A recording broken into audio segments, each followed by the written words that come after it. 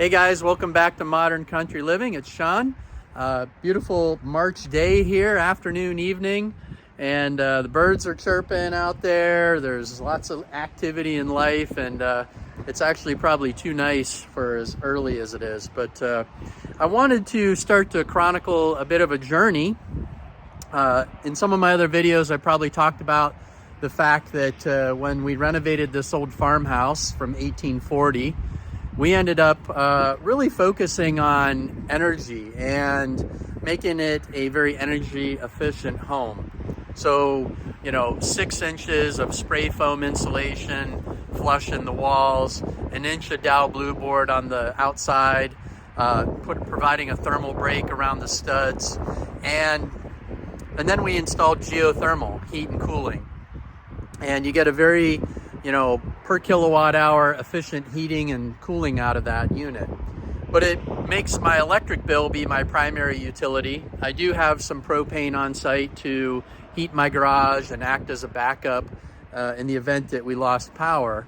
But utility rates keep climbing, right? I mean, you go from 6, 7, 8 cents a kilowatt hour to, 15 to 20 cents a kilowatt hour. And I've been contemplating a journey into solar power.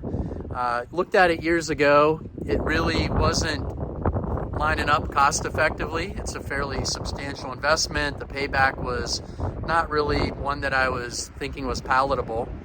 But recently, took another look at it. My father-in-law installed some solar on his home, and he's having some phenomenal results with it.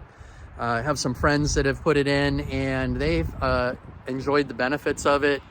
And so took another look, put together a scope of work, and started working with some contractors. And so what I want to do through a series of videos is really explain my solar journey, right? I guess I'm joining the club. There are a lot of people that are doing it. So just kind of my, views on solar power. Am I an environmentalist? Well, I plant a lot of trees every year. I believe in good stewardship of our environment. I think it's biblical. I don't want to be harming our environment. I want to leave it better than I found it. That's why we restored an old home versus taking a new plot of land and building a new home and, new resources there. Though we did restore this home so that it can be a good home for another 100 years or more for someone. I believe that solar is a part of our future equation with respect to energy. I think the grid that we have today, the fuel supplies that we have today, we need to augment it, and it feels like solar has a future there. There's a much more palatable payback to it. There's some just future proofing of this home that I think comes from adding solar. I think it will yield a good economic benefit for me and my family in the long run. But do I think that solar is going to take over, as a primary fuel source, like energy source for us? I don't know. I mean, what do you do when it's dark, right? I guess batteries could store energy, but I feel that batteries at this point are a weak point. And over time, I'm sure they'll improve. I just think for a national grid solution, maybe guys like me putting a solar powered system in, taking some of our burden off of the grid will be a good thing. And, I'm looking at a process here where I essentially take 115% of my energy demand and I get it from solar on an annualized basis. So we're going to have a pretty cool journey here. There is some expense to it. I've got some work to do. And I've got, I think a really cool project lined up. My contractor that I ended up selecting, I went to 4. 2 of them, actually visited with me, did a nice job. And then some of the features of this system that we're going to install, and the gentleman who owns the business, he just is, I think he's an electrical genius, quite frankly. I'm really kind of excited to show this off. But I'm going to talk real briefly about what's going to happen here on the property And then, through a series of videos, I said, we're gonna, show the work that goes into it. And ultimately, I think there'll be some opportunity for me to share the results and maybe even do some experimentation, because I've got some neat features of this that I'm excited about. So I'm gonna turn this camera around and show you where we're gonna put the array, talk a little bit about the installation process, and kind of get this teed up to be in a pretty cool project. All right? So one of my primary objectives is I don't want to impede my view out back. We have a nice view. I did enough by putting that building there. And when I started looking at the solar options, I considered a roof mount on that building, which it is, almost optimal from a angle that it's pointing. It's a 412 pitch, so it's not perfect for the angle respective to where the sun is and the sky from the seasons. But it's a definite viable option to put solar on the roof of that building.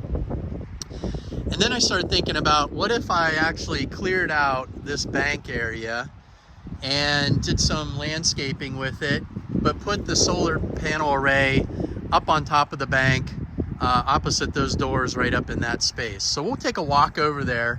But what ended up happening is I got quotes for doing that, ground mount solar and roof mount solar, and I ended up determining that I wanted to go with a ground mount solar option. So what it's going to entail is me having a trench all the way from there over and into my house, and we'll have conduit in that trench to go out to the solar array, and then inside my home it will connect with the grid. So I am going with a grid tied system that will allow me to net meter, which means as I overproduce what my demand is, I will push electricity into the grid and get credit for it. And when I need more power than I'm creating, it will meter energy into my home, so the meter will run as normal and charge me. But on an annualized basis, I will eliminate my electric bill.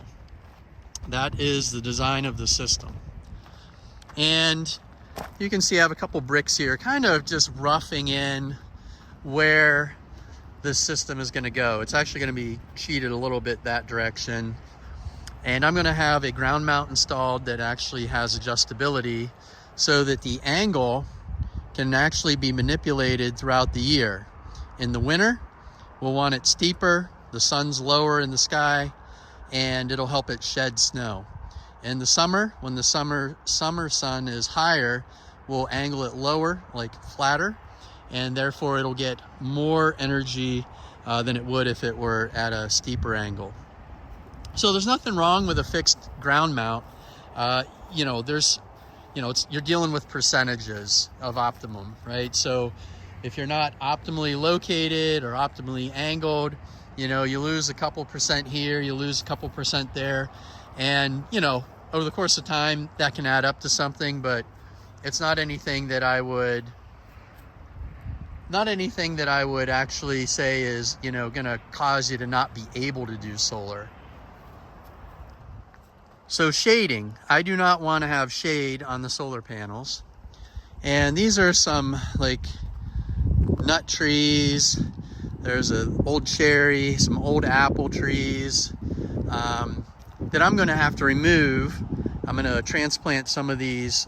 I think it's Norway spruce, and then this one's going to have to come down and basically clean this area up and get it ready for the array to be built. It's about a 200-foot run to my house. It's nice and tucked back in here, but it's up on a hill, so even as the sun is lower in the sky in the wintertime, it's still, I'm not seating the panels down in the valley. I'm putting it up here so it'll be up above the house, and even as trees grow up out front, I should not experience any shading issues. So kind of an exciting project. I'm hoping to have this project wrapped up sometime this later spring. It sounds like they've got some other customers that they've got to take care of. I'll be excited to introduce you to the owner of the business that I've selected. I do encourage you, if you're going into a solar project, I would encourage you to actually make sure you get quotes. Make sure you get a common scope of work, right? If someone quotes you 20 panels that are, 400 watt panels, and someone quotes you 40 panels that are, like that, why are they doing something very different? All four of the contractors I quoted me very comparable things. In some cases, same panels, same panel quantity. We'll have micro inverters on this system. They all quoted N-phase, but then you want to look at the details. What size N-phase inverters are they using? Will they allow the panels to provide maximum output? There are some nuances that I've learned about through this process that you'll want to just talk to the solar contractor about. And, I encourage you to, watch videos, watch my channel, because I'm going to talk about this stuff. There are other guys that I've just followed, Everyday Dave, his projects with solar and some of the experimentation he's done, just really, inspired me to do this, and gives me knowledge about what to ask about when I see the system specifications. There is margin to talk about with these guys, so I wouldn't hesitate to, ask them if it's their best price.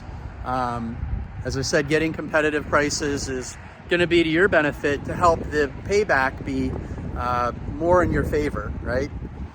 So you don't want to be dealing with 10, 12, 15-year paybacks, right? You should be in that, 6, 7, 8-year payback time period. So as we go through this process, I'm going to talk about what the credits are, SRECs, what that is about. I'm going to, hopefully share with you some of the production. What do we actually get out of it per day? And, some of the cool features of a net metering system that you can actually see the output on a daily, hourly, and I think even to the 15-minute basis. It's kind of, I don't know, I'm kind of excited. I'm geeking out on it a little bit. I'm a little bit of a nerd when it comes to those things. And, I think that information you may find valuable. So stay tuned. Keep tabs on my channel as we start to make progress. First step, I got to do some clearing. I got to make some, way for the sun to get to that bank. And then we'll start working on the installation with them when they are available. Okay? Thanks for watching my channel. I appreciate you. Stay tuned.